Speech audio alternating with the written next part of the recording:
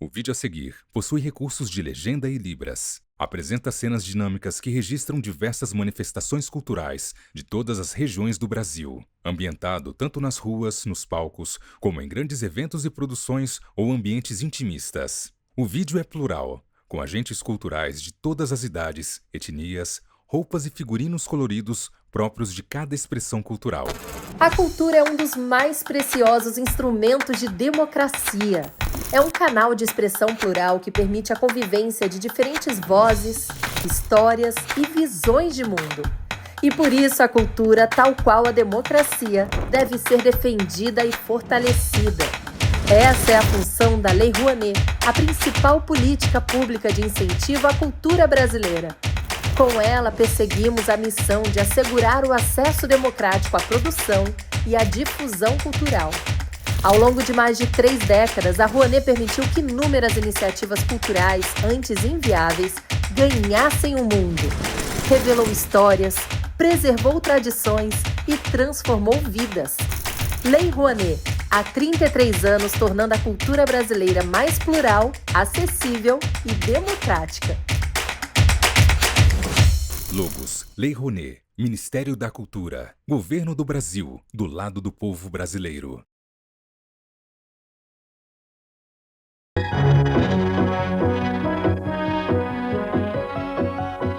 Voltamos com o Vamos Sair da Crise, um programa da TV Gazeta, Canal 11 de São Paulo, um programa que busca saídas para a crise brasileira.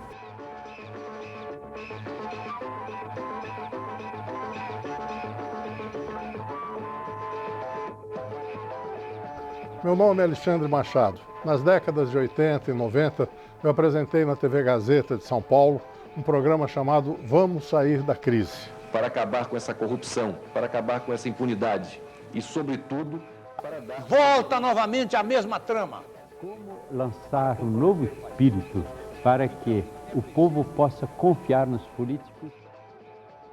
Boa noite. Iniciamos aqui mais um Vamos Sair da Crise, um programa da TV Gazeta, Canal 11 de São Paulo, e da TV Capital, Canal 8 de Brasília. Um programa que busca saídas para a crise brasileira.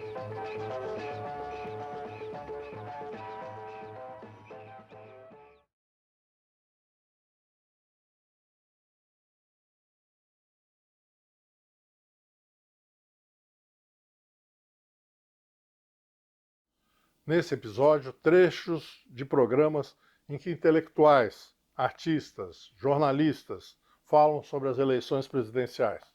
Presença de Gianfrancesco Guarnieri, Esther Góes, Ricardo Petralha, Stepan Nercesian, Antônio Weiss, Fernando Gabeira, Walter Clark, Mino Carta e Ricardo Sete.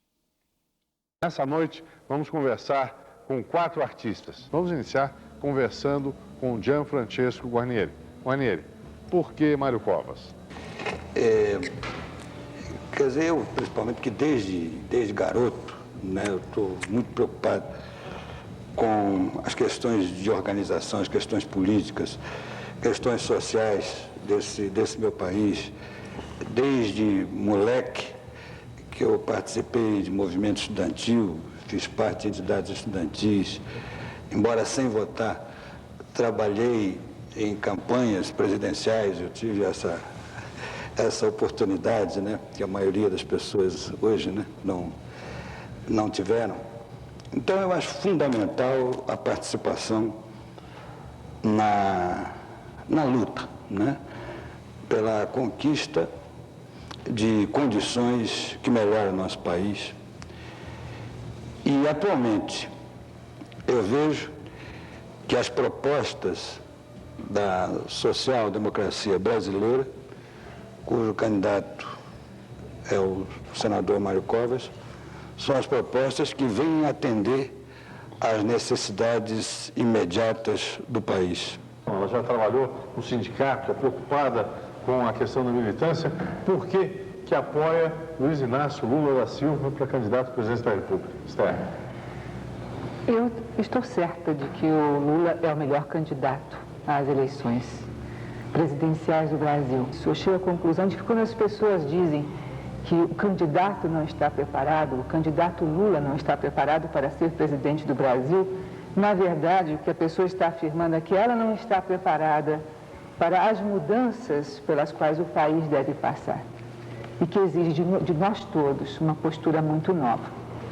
Porque não é fácil enfrentar este momento de mudanças realmente necessárias, radicalmente necessárias no país, sem dar a sua cota.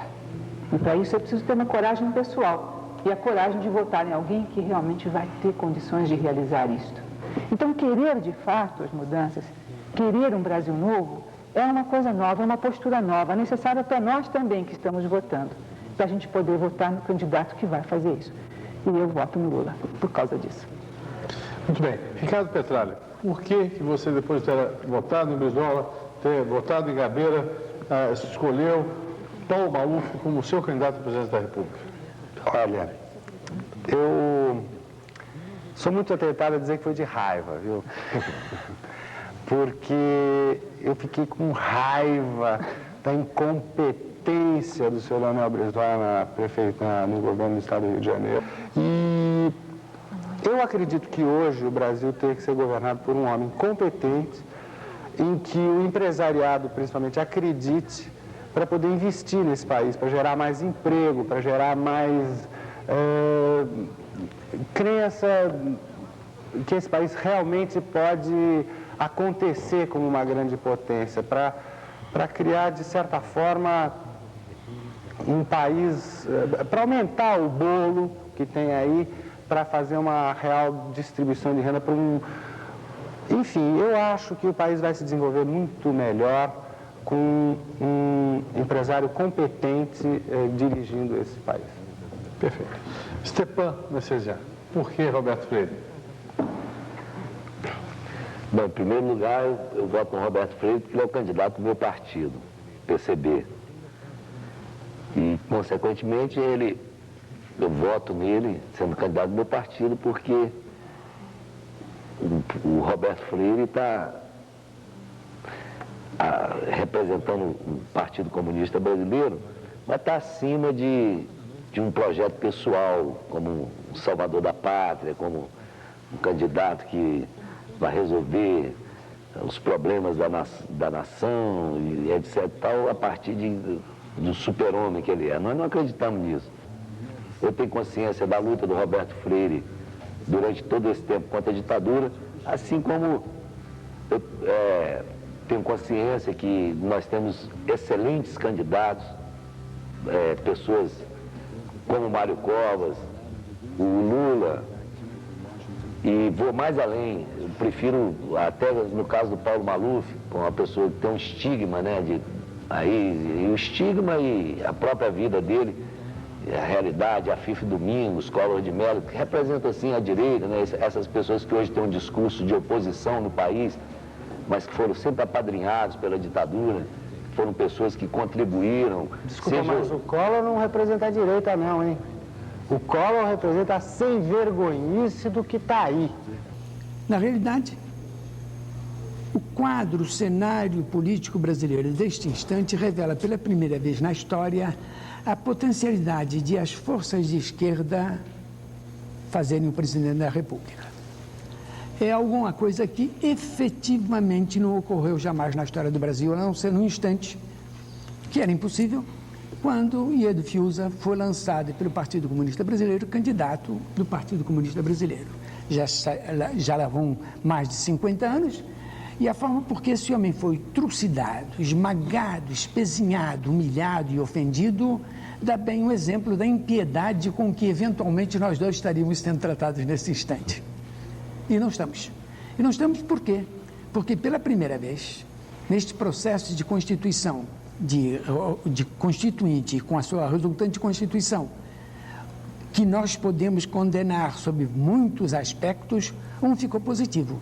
Emergiu a possibilidade política de o eleitorado brasileiro definir realmente suas tendências. Mas na base de quê? Com dois pleitos esses que presumem um número considerável de partidos, e tanto é verdade que agora mesmo o presidente Sarney alarga essas potencialidades. Com 10 candidaturas mais ou menos consolidadas, ele convida o eleitorado vai apresentar uma 11ª, 12ª, 13ª e talvez 20 candidaturas. O que significa isso em última análise? Que a esquerda e a direita se dividam em vários candidatos. Qual é a ideia social mais generosa que nós tivemos do princípio do século para cá? A ideia do avanço dos trabalhadores, da transformação do mundo a partir da direção dos trabalhadores. A ideia mais generosa que nos deu algumas revoluções, até algumas degeneraram tragicamente, como é o caso da Revolução Chinesa nesse momento, né? Nos deu uma série de lutas internacionais, nos deu organização, sindicatos em todo o mundo. Essa ideia dos trabalhadores é muito generosa, a ideia que existe no mundo, mas surgiu uma outra também. Surgiu uma nova crítica do capitalismo, uma nova crítica do consumo, uma nova crítica da produção, surgiu uma nova compreensão do problema no planeta. E essa compreensão é a compreensão ecológica. Essa associação das duas forças é o que há de novo em termos de luta política no mundo hoje. Elas não são diferentes, elas são integradas, elas são articuladas. Complementares. Walter Clark, quem chega no segundo turno? É muito difícil, né? Fazer um vaticínio, bola de cristal. Eu acho que há algumas tendências que são bem claras. Por exemplo, o caso da queda do Collor. A queda do Collor tem sido expressiva. E mais do que isso, ele não conseguiu passar credibilidade para justificar o grande impacto que ele teve no início da campanha, que foi uma coisa realmente fenomenal.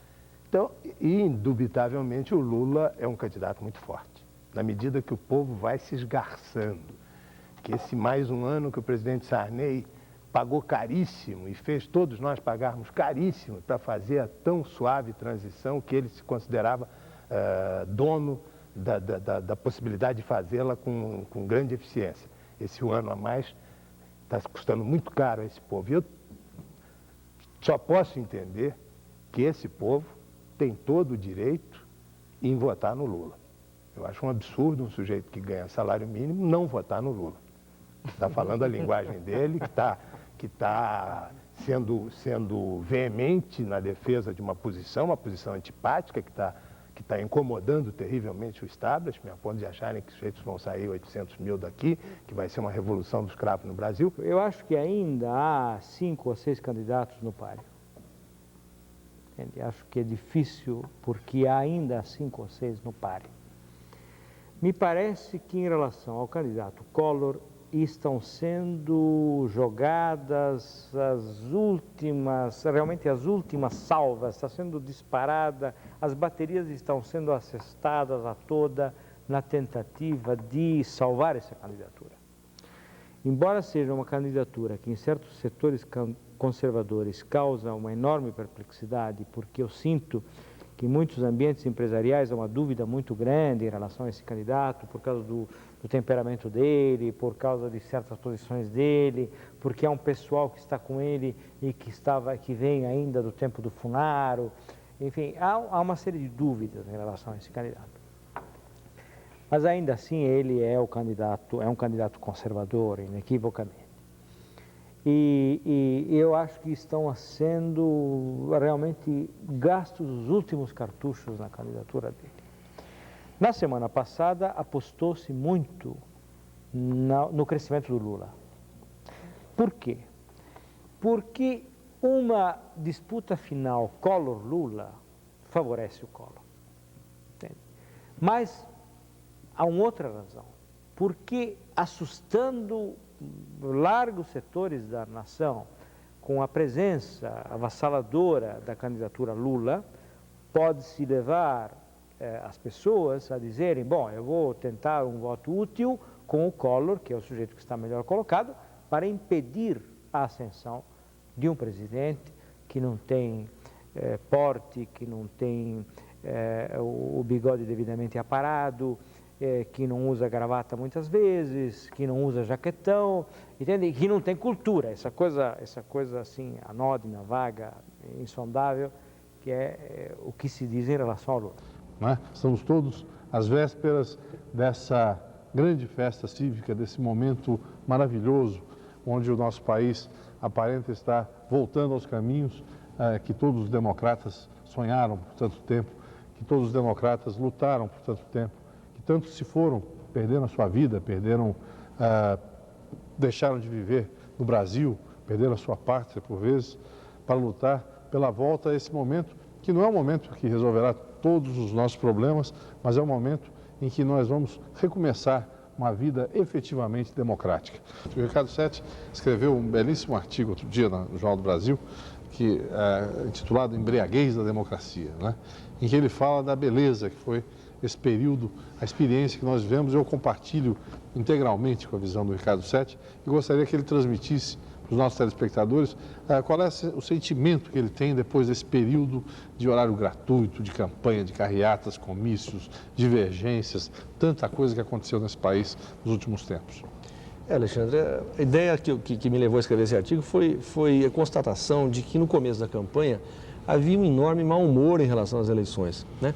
Dizia-se que havia candidatos demais, que os candidatos não tinham programa, que os candidatos não estavam à altura dos problemas do país, que o horário gratuito ia ser uma coisa chatíssima, não ia ser assistido por ninguém, ia ser inútil. Dizia-se que, enfim, que o povo não compareceria aos comícios, que o brasileiro não está interessado mais em política, está desiludido, etc. Quer dizer, os prognósticos eram sombrios, né? E, na verdade, não aconteceu nada disso. Quer dizer, na verdade, a coisa se deu mais ou menos no sentido contrário. E, no fundo, se discutiram os problemas brasileiros, o povo participou, o horário gratuito foi esclarecedor, debateram-se as questões básicas do país, vimos que temos políticos decentes, competentes e capazes de comover, de mobilizar a opinião pública. Quer dizer, o resultado é muito favorável. Eu acho que o resultado desmente esse mau humor, essa coisa rabugenta que havia, sobretudo de parte de nós da imprensa no começo, do chamado Brasil bem pensante e tal. Eu acho que isso tudo foi desmentido pela campanha e estamos vivendo um grande momento do Brasil. Essa que é a verdade, um grande momento.